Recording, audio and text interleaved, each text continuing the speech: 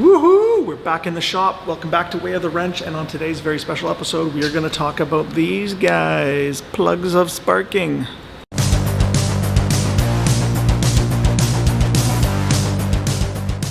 Alright, so first up in how to become a gearhead tip trick is naming car parts and naming car parts fasteners. There's a trick to them. They always kind of tend to stick to a name that describes what they do, what their purpose is. So for example, our spark plug, it's a plug that screws into a hole on the top of our motor or the side of our motor for you Subaru guys, and it fills in that hole and it creates a spark. The spark is inside of our combustion chamber, inside of our motor, and that's what ignites our air-fuel mixture and causes the explosion for our power strokes and gives us power for our motors. Spark plug. If you took off the bolts off of a cylinder head, then those bolts would be called cylinder head bolts. On the inside of our motor, inside of our combustion chamber, we can see the tip of our spark plug where the spark's going to ignite our air-fuel mixture. And here's our valves, pistons coming up and down in here. Now in order for this spark to happen, we have to have electricity coming to our spark plug and attaching to this top part here called the terminal. And it will be coming from spark plug wires, or it might be coming directly from a coilover plug. If you haven't watched those videos, I'll put a link up top. Make sure you check those out. Great videos. Alright, so what's inside one of these spark plugs? So first up, we've got our terminal here. This is where our spark plug wire or our coilover plug is going to attach to, and where our electricity comes into the spark plug. And we want that electricity to go all the way through the center on this center electrode down to our spark plug gap. And on this center electrode, there's usually an internal resistor which helps reduce EMI or electromagnetic interference. And once that electricity goes all the way down the center electrode, there's going to be a gap right here, and that's where our spark is going to originate. Now the spark jumps from our center electrode to our ground electrode, which is this little leg thing that comes off the side, and it attaches to the metal body or the metal shell of our spark plug, which basically holds all of it together, and it has threads on here to spin into the hole inside of our engine.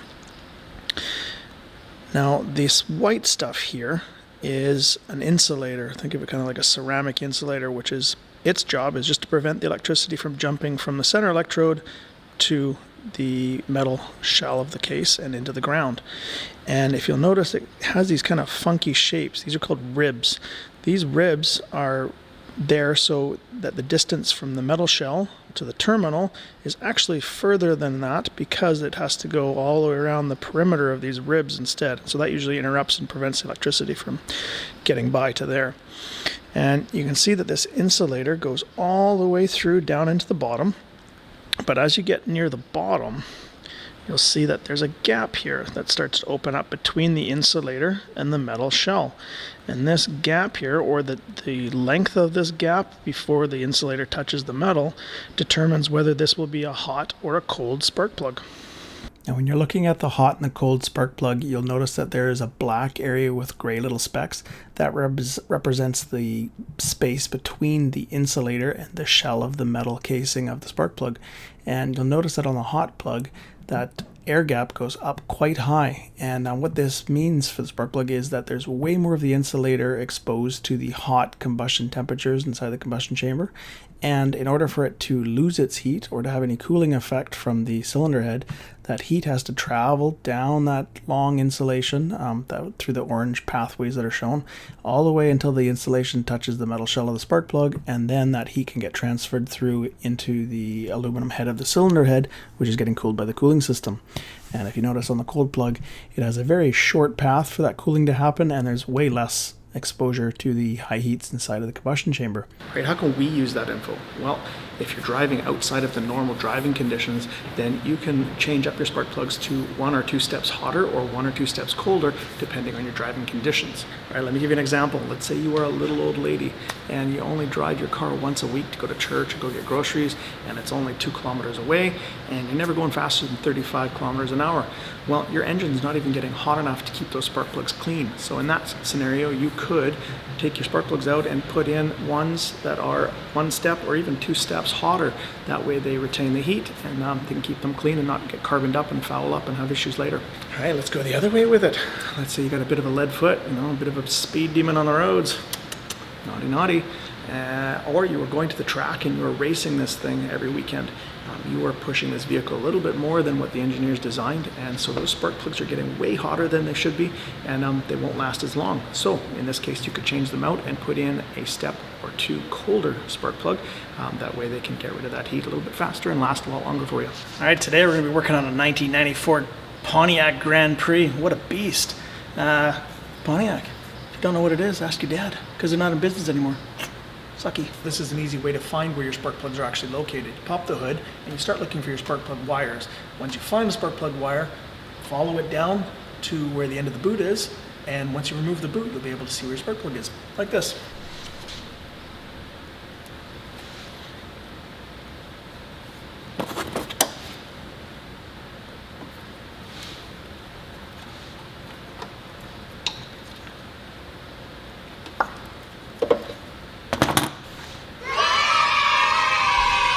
We know where we can find the spark plugs. We can also find where they all are. So for example, I just found where the one spark plug is, but I've got 1, 2, 3 spark plug wires. So I'm going to have 3 spark plugs here on this side of the motor. But if I follow those spark plug wires back up, over there I've got coil packs, and there's another 3 spark plug wires going to the other 3 spark plugs, which are on that side of the motor. And already we are learning that some cars are easier to access spark plugs than others. So for example, this one, the front 3 here are really easy to get at. The back 3 are getting very difficult. So you may have to remove certain items to be able to access that point easier. And every car is different. 4-cylinder cars, usually they're up at the top, really easy, and I've seen some crazy minivans and things like that, Dodge Caravan, where you can't even access those spark plugs unless you actually have to lower the motor. So every car is a little different, but in most cases you should be able to access the spark plugs, and you can find them by rooting out where your spark plug wires are. So when these spark plugs are installed in the motor, you're only going to see something like this, and you can see here that there is a hex shape where you can put a socket down onto it to be able to reach this, to be able to get it out. Now, if you just go and grab a regular socket to take a spark plug off, when you put it on, because it's very far down, the socket tends to rock on the spark plug, and when it rocks or leans over when you try to undo it, what happens is you end up touching on the side of this ceramic part, and it's very brittle and it'll break, and there goes $15. So instead, what you do is you grab a spark plug socket. Now you'll know it's a spark plug socket because there's a couple differences. Visually, right off the bat, you're going to see that there's a hex here. This is on most of them just so that you can put a wrench on it instead of having other tools for access points. And then the main big difference is when you look inside, see if I can get a good shot here, there is a rubber piece in here that kind of cushions around the sides of the spark plug, and that prevents the socket from tilting over and cracking the ceramic. So if I put it in here, you can see that there's no flex on this anymore. Whereas if you've got a regular socket, you can see that it's going to flex and it's going to move over and touch that ceramic and break it. So now a really good tech tip: before you start taking out spark plugs from an engine bay, it's not a bad idea if you've got a compressor and an air wand to simply just blow out that area to get any kind of dirt and dust and debris and rat poop. Yeah, you heard me, rat poop. Rats like to live in these motors when we're not driving them. You clean all that out so that when you take the spark plug out, all that stuff doesn't drop into your motor. And remember, this is going right into the internals of your motor and can cause some serious damage. Now, if you don't have a compressor, you can use the kind of like compressed air cans that you use for cleaning the keyboards. It's not as good, but you know, it's better than nothing. Worst case scenario, you could also grab a vacuum cleaner as long as you can get down in there and clean it out.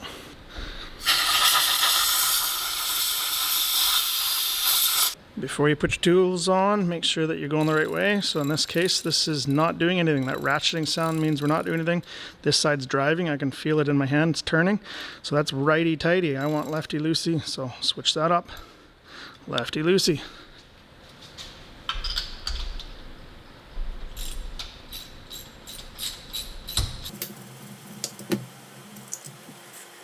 Okay, and there's our spark plug. Now you might be taking your spark plugs out for a bunch of reasons.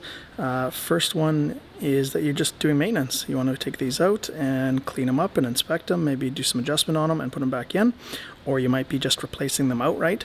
But there's also some other things you can do. So one of the other things you can do is you can actually read a spark plug. And what that means is once you take them out, you can look at this area of the spark plug and you can tell a lot of what's going on inside the motor. All right, so if you are just doing a maintenance and you're inspecting your spark plugs, want to make sure they're doing okay for you, maybe cleaning them up, first thing you're going to want to do is go into your glove box and find your owner's manual. And to make things quicker for you, go into the back where you've got the index, go to your S and find spark plugs. So spark plugs are on page 244 for this vehicle. So 244, I'm getting a bunch of info here. It's telling me for which motor I have. It tells me what type of spark plugs, basically model number, which tells us a whole bunch of info, which we'll get into in a bit. And it also tells us the gap. The spark plug gap is the reference to what size this space here between the center electrode, which runs all the way through the center of the spark plug, and to the inside of our ground electrode, which is on the outside here. And this ground electrode attaches to our threads here on this case, the metal part of the spark plug that threads into our engine, and our ground for our electrical system for this. So for this vehicle, depending on which motor, we got two different gaps. So we'll have to figure out which one it is, but one of them is 60 thousandths of an inch, 0.060 inches, or 0.045 inches. So we just got to look at what type of motor this is. And essentially the only difference in this motor is they're both V6s. One's a bigger size, and it's a dual overhead cam. So usually looking at the top of the motor, there should be an engine cover or a decal somewhere that will tell us that. Okay, in this case, there's an engine decal here, and these engine decals, either under the hood or somewhere here, will tell you a whole bunch of info, including, in this case, we wanted to know what our engine size is. It's a 3.1 liter, and it usually tells us tune-up info. So for example, spark plug gap in this car is supposed to be 0.060 inches. And if you take a look at the top of the motor here, we've got a 3.1 liter, or they like to put it in cubic centimeter displacement, so 3100, which is 3.1 liters. All right, now if you are taking these out to do some maintenance and inspection, clean them up before you put them back in, first thing you're going to want to do is you're going to want to clean up the threads here and this area all up in here with a good wire brush, or if you have access to a wire wheel, you can do that. Other ways, you can use a sandblaster if you have that.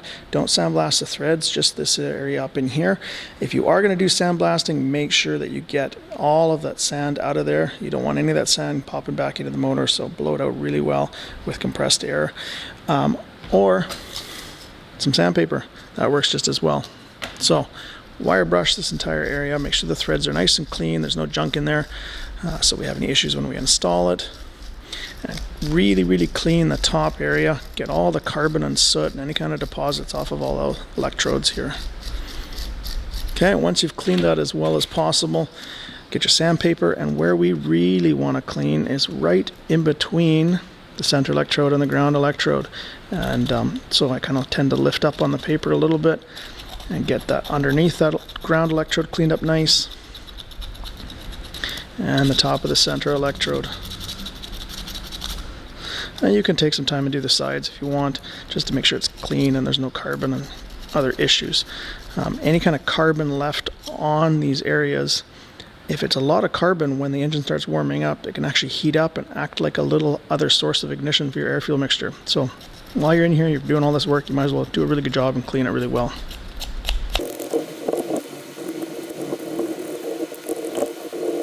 Alright, so the next step is, now that you've cleaned it and got all the carbon and gross stuff off, we need to check and confirm that we have the right spark plug gap. Now, they sell these little tools. These are for checking that gap and for adjusting it. So they both do the same thing. This version here has increments all the way around here that tell you what the thickness of this is here. And you can see that it starts thin, and as you go around, it gets thicker and thicker and thicker, and that corresponds with these numbers. So to use this one, all you basically do is start with it little, spin this until it kind of starts to grab and it's a little bit of snug. And in this case, we're right in between 0.060 and 0.070, so that's 0.065. So we're a little bit bigger, and that's to be expected, because as these spark plugs are used, they tend to wear down a little bit. They start to get the material consumed a little bit. So I like using this style here. It's got the same idea. These little wires are different thicknesses, and the diameter of the wire is stamped on the outside here, and one side is in millimeters or metric, and the other side is in inches. Now these two things here, these are for making the actual adjustment. So once you've made the measurement and you know what it is and it needs adjusted, you can put this leg down onto your ground electrode, and by simply going this direction you can make the ground electrode go away to open up the gap a bit, or you can go this way and press it down to close up the gap. Now we're only talking like the thickness of a hair, so you're not massively moving this around. It's basically just small little touch movements, and you don't want to move it too much, so try to just do little adjustments and recheck. So in this case, this guy needed adjusted down. So I'm going to grab like this, and then I'm going to recheck.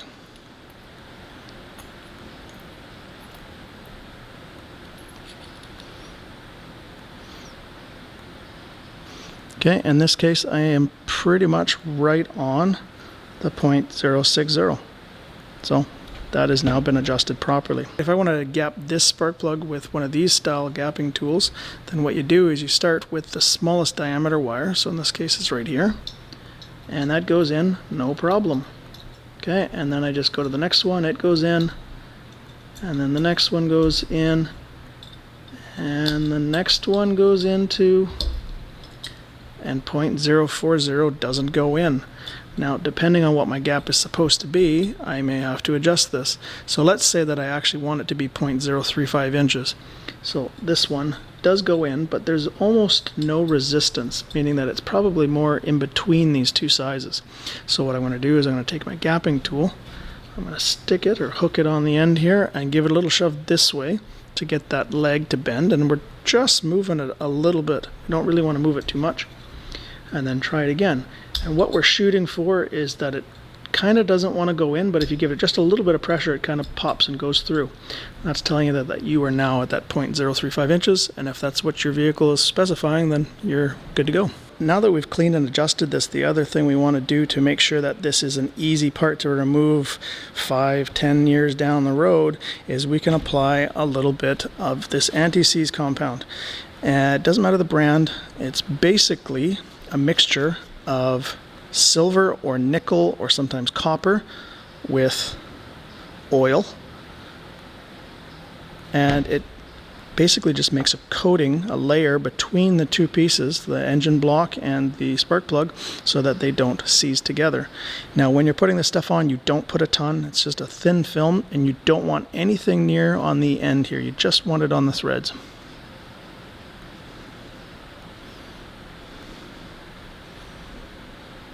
Just like that. Right, now this spark plug gap is very critical. If you never ever change your spark plugs, that gap will eventually erode and get bigger and bigger and bigger. So if that spark plug gap gets too big, then eventually it starts to have problems actually having a spark. And if we don't ignite our air fuel mixture, that's called a misfire, and we start having weak performance, increased fuel consumption, etc. And if that gap gets too big, eventually it actually will stop firing completely. Now the opposite condition, if we have that spark plug gap set too close, then the spark that does jump the gap that's there is so weak that it has the same problems. It will intermittently fire the air fuel mixture, and so we have the same problem as misfire. Now the other condition is if there is no gap. So if you were to drop a spark plug and have that ground electrode touch right onto the center electrode, if there's no gap, then that electricity doesn't even have to jump and make a spark. It will just flow through that piece and there will be no spark.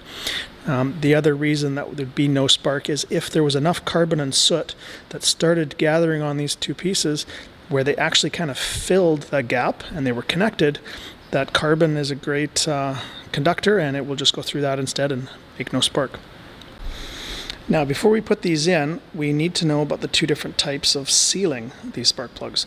So the one on the left here, you can see that there's a 45-degree kind of chamfer there, and that's going to match a 45-degree chamfer in the motor block, and that's the sealing surface to prevent any of our compression and compressed air fuel mixture from escaping. Now on this one here, it's the other type where we have some kind of compressible washer in here that is responsible for getting squished when you install it and making the seal between the two parts. Now the reason why I'm talking about them is they both require a certain amount of tightening. Now because this one has no moving parts, nothing's getting squished, we're just asking it to make a seal, this one generally has a little bit less tightening. This one here is going to have more because you have to compress that washer, and especially when these type are brand new spark plugs, I would follow the instructions that are on the box. You will have to squish them a little bit more to get the initial squish the first time, and then when you are reinstalling them after they've already been installed, it's a little less than when it was brand new. So both of these, what you're going to do is you're going to have your Antiseize applied and you're going to install them by hand.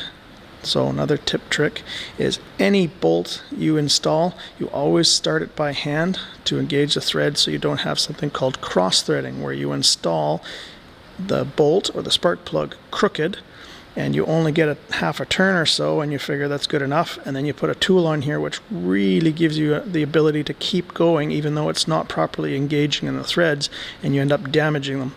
That's called cross threading. So if you ever want to not have to deal with that, all you have to do is make sure that you install everything by hand a couple turns like this, and then you can install it with a tool. Now, spark plugs, what I would recommend is install them all the way down until they stop moving by hand, or your hand on the extension and the socket to be able to get it down in the motor. Once it stops moving, then you put your tool on, and depending on which type you have, if you have this angled chamfer type, generally all the way down as hard as you can by hand, and then once you put the tool on, it's about a 1/16 to maybe maximum an 1/8 of a turn of the ratchet. And it's a feel thing. These type, once you've got them all the way down by hand, when they're brand new, they can be almost 1/4 to half of a turn. And then once they've already been compressed, we're looking closer down to an 1/8 to maybe 1/4 of a turn. But once again, it is a feel thing and you do get kind of used to it. Think of it this way. If you do them too tight, you're going to strip these threads, and these threads are down in the motor, which makes them really hard to repair. And even if you can repair them, sometimes you can get some of the metal debris while you're repairing going down into the motor. So try to stay away from tightening these too much, and following the guidelines I just told you for tightening them up. Should feel pretty snug, about an 1/8 of a turn. And that's about it. So in your owner's manual, and for every single car out there, is something called a recommended service schedule or a maintenance schedule. And all this is the manufacturer of your vehicle has recommended when certain parts should be inspected and or replaced, and it's usually by kilometers. So for in this case, you can see right here, we've got spark plug replacement, and there's one check here, and so that's every 50,000 K. They recommend that you not only just clean and adjust these spark plugs, but you actually replace them. So if you're trying to find a replacement for your spark plugs and you can't find one that matches for your AC Delco model, there's different manufacturers that will make the same size spark plugs. So you've got Champion and Motomaster and NGK, for example. So the easiest way to do this is basically type into a search engine AC Delco and your exact model number, and then add spark plug cross reference chart. And then viewing from that chart, you'll be able to find the exact model number from a different manufacturer that has the exact same size and specs for your vehicle. The really main important things that you need to make sure that is the same, and I would double check when you replace, is something called reach. So when these spark plugs get installed and sit down into the motor and seal, reach refers to how far that spark plug goes out into your combustion chamber. If, for example, you had one that had a longer reach, this extra distance that it's sticking out might interfere with the piston, cause a lot of damage inside your motor. Other main things that you're checking for is the diameters. Do they match? And do the threads match before you start trying to jam this into your motor. Beyond that, the rest of it can have a little bit of give and take. All right, so we're going to install this spark plug right now. So remember, this has got the bevel on it, 45-degree bevel. So I'm going to spin it down using my ratchet and my spark plug socket until it's as tight as I can by hand. And then I'm going to put a socket wrench on there, and I'm going to tighten it about a 1/16 to 1/8 of an inch, depending on how it feels. And one of the key things is I'm going to be doing this install by hand first to make sure that I don't cross thread those screws. So let's do that now.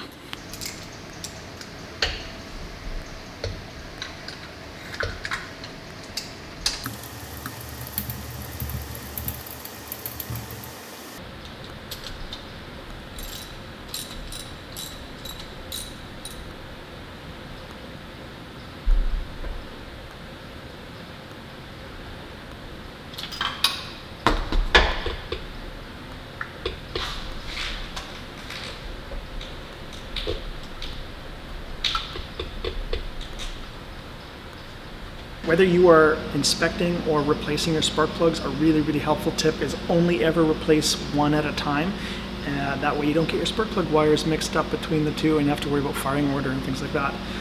The other helpful tip I can give you is when you are putting these spark plug wires on your spark plug, they don't just go on and you move to the next one.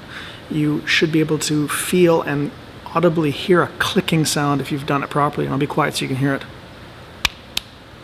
Alright, some of you have probably already popped open your hood and started looking for your spark plug wires, but there ain't no stinking spark plug wires on these new vehicles anymore. That's because they've got away with them and they've got coilover plug ignition systems. So, first thing you're going to do is look at the top of your motor, and there's probably going to be a big plastic cover, so we're going to take that off to be able to find those. Alright, next, how to become a gearhead tip for you. If you're working on a Japanese or a European car, they've all switched over to a metric system, so all of the fasteners and tools required will generally be metric sized tools. If you're working on older cars, old muscle cars, or American stuff, you can pretty much guarantee that it's going to be imperial. Now nowadays, even they have started switching over to metric, but they're still using up old stock, so there are some newer cars that still have some imperial fasteners, but something to know. So we're working on a Japanese car, Toyota, it's going to be metric. And this is a 10mm socket, which is a very common socket size to be used on these cars.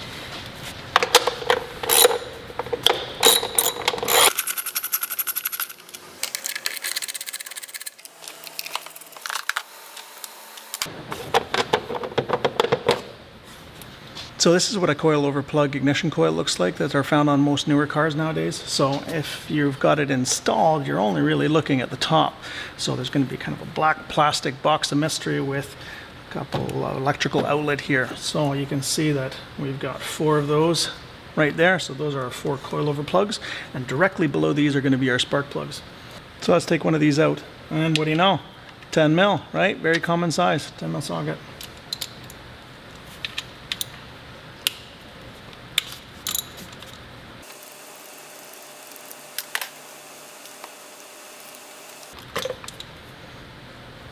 Alright, so in our case, this is the coilover plug for this Toyota Yaris.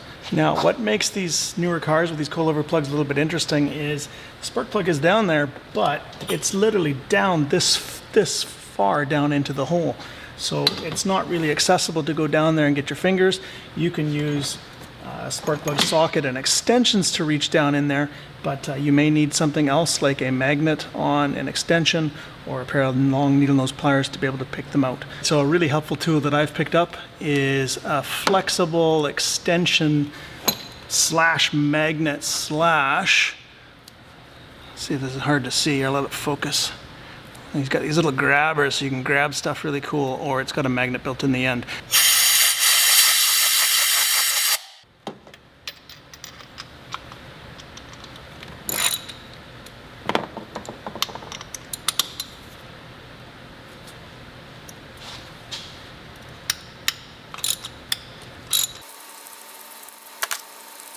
So these spark plug sockets are not tight enough that they will grab onto the spark plug, maybe when they're brand new, but they don't generally hang on to the spark plug. So when I undo it and I take it off, I don't have a spark plug there, but it's down there and it's loose, it's ready to come out.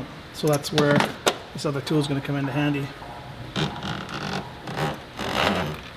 Woo! So now that we got this guy out, we can do what we need to, inspect it, replace it, etc.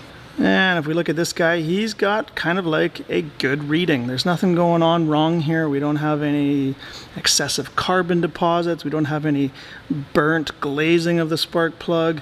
Nothing crazy going on here. No extreme damage from any issues. So we just got to clean this up and recheck the gap and we'll be good to go. Now that we know that when we took the spark plugs out, that when we lifted this out, the spark plug won't stay in the socket, it just falls down. So the same thing is going to happen when we put this in here to try to put it down and install this into the motor. It's going to fall down 5-6 inches and maybe get damaged or have an issue. So I've got a little trick for that. What you do is you have a kind of stock around the shop, the home garage, of surgical tubing, just clear tubing. You can get it from any kind of medical store, and you fit it over the end here, and it should be a little tight. You kind of want it snug, and you kind of just twist and push it on as much as you can go, about 5 mil or something like that. And then this piece of clear tubing will hang on to it enough that you can spin this and get it installed. And then once it's installed and all the way down, you can just kind of yank the hose off, and then you're good to go, and there's no issues of cross-threading it or anything.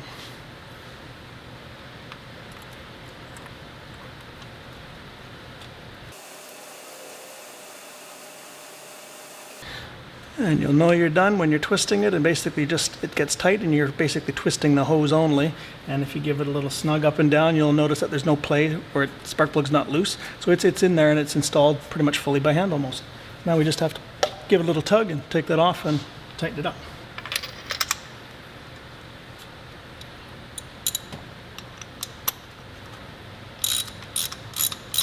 So choke up on the handle rather than being way out here on the end.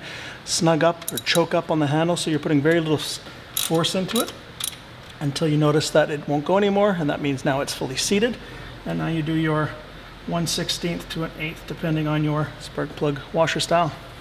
And before I put my coilover plug back in, you can take a look at this boot, especially the rubber parts, and see if there's any kind of damage or any kind of discoloration where maybe there's been some arcing going on. In this case, there's nothing going on with this, so it's a good part. Put it back in. Remember, always put your fasteners in by hand, and then you'll never have to deal with any cross-threading issues, damaging the threads.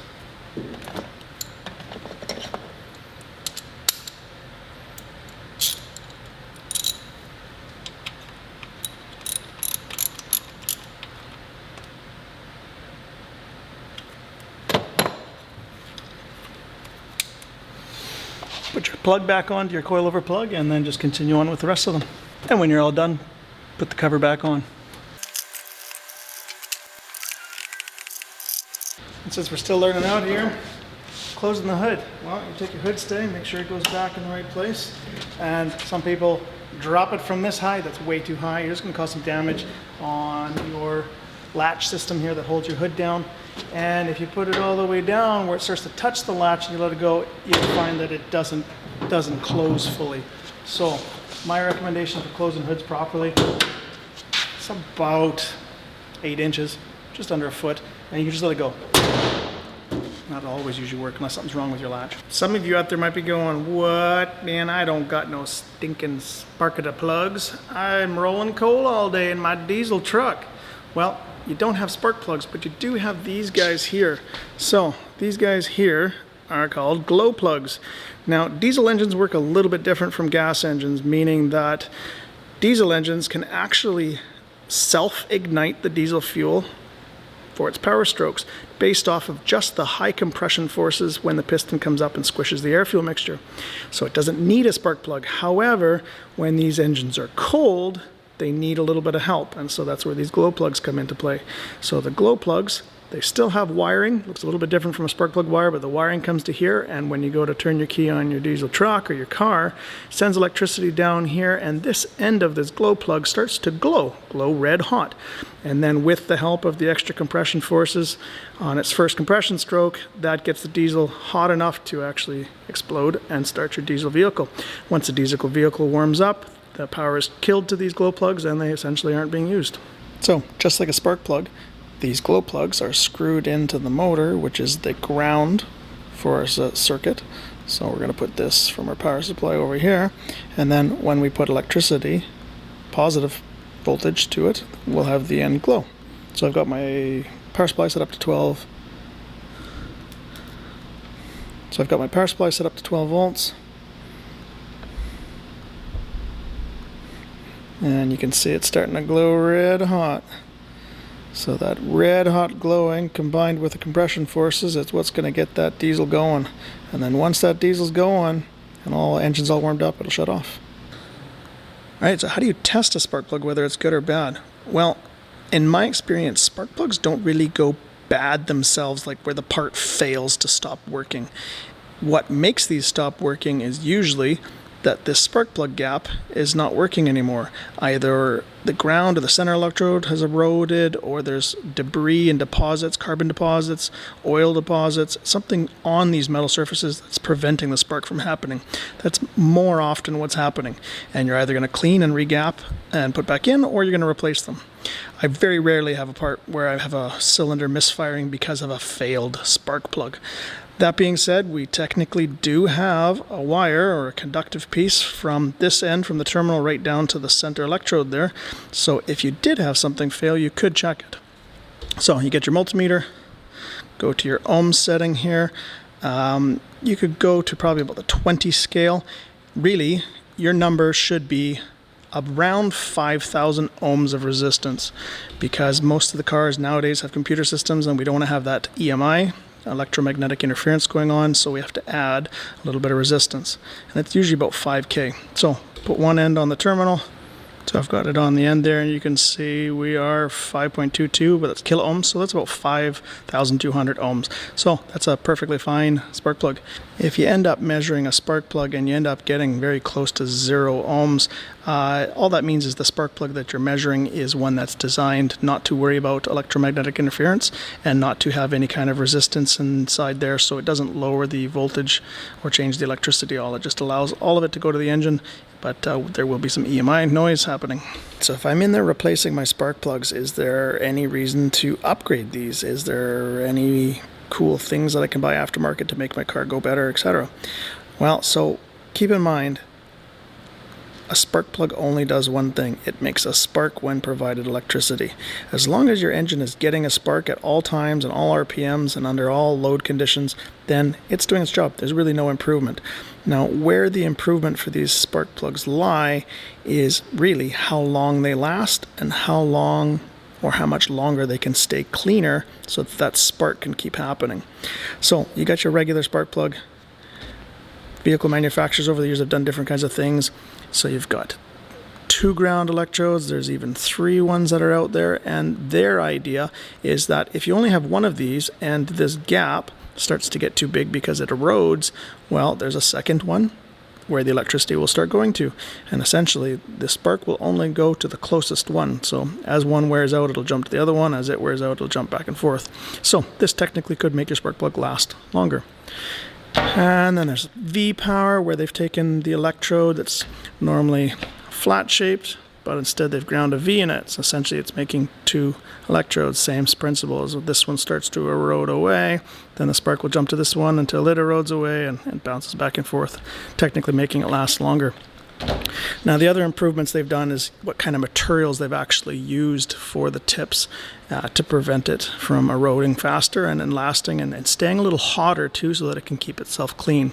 So a lot of new cars are coming out with iridium and platinum coated spark plugs that sometimes they say that they never need to be replaced. That's what they're saying, but I don't buy it. So for example, we've got 2 ground electrodes on this spark plug, but right now you can see that it's favoring the left side mostly. So if for whatever reason the right side became easier, in other words the left side got contaminated, then it would start jumping to that. So like this.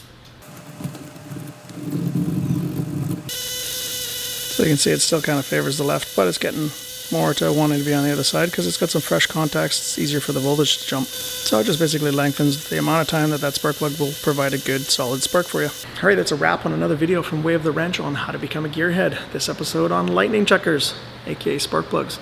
Hopefully you learned a lot about these little guys and now are feeling very confident to go and change your own spark plugs. If you have any questions or comments, just put them down below and I'll get back to you as soon as possible. I'm a very helpful guy and I'm literally making these videos for you guys. Would appreciate a like and a subscribe if you found this episode entertaining, and until next time, cheers.